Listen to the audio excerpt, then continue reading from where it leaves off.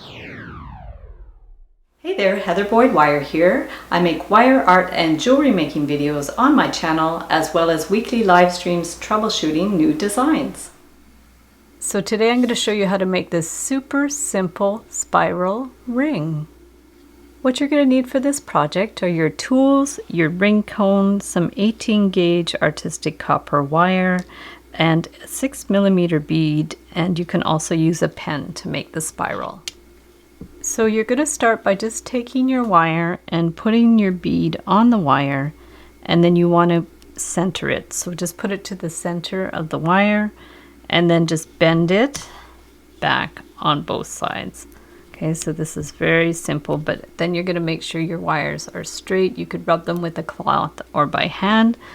And then take your ring form, hold it on there, and bring these two wires around. So whatever size that you want your ring to be, okay, we're just going to bring those around here.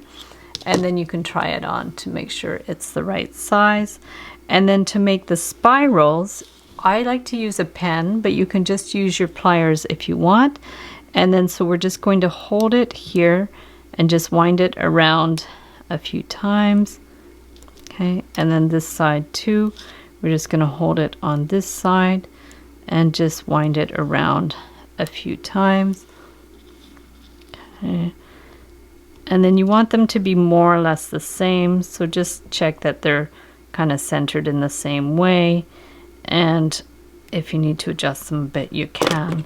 And so this one we're just going to clip to make sure they're about the same distance apart, and this one too, we're just going to clip it so it's nice and straight.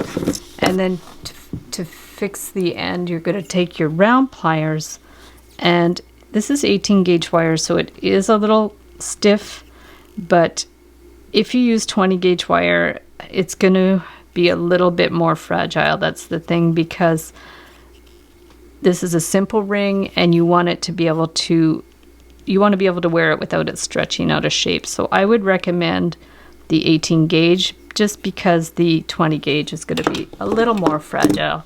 So we just push that end in, and then you can take your flat pliers to push it in, and then this one too, you could take your flat pliers just to push it down, so you see how it's nice and even.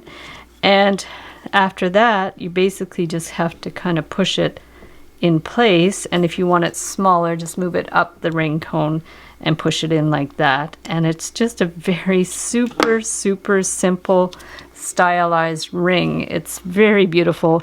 And I did do an experiment where I did the same design and I actually did wire weaving. I wove wire around the outside, but I found it to be a little bit crazy. So, but this one itself is just a nice classic ring. So thanks so much for watching the video. Give it a big thumbs up if you liked it. Be sure to subscribe to my channel for lots more DIY wire art and jewelry making videos. Hit the notification bell to be notified when I go live and when I post new videos.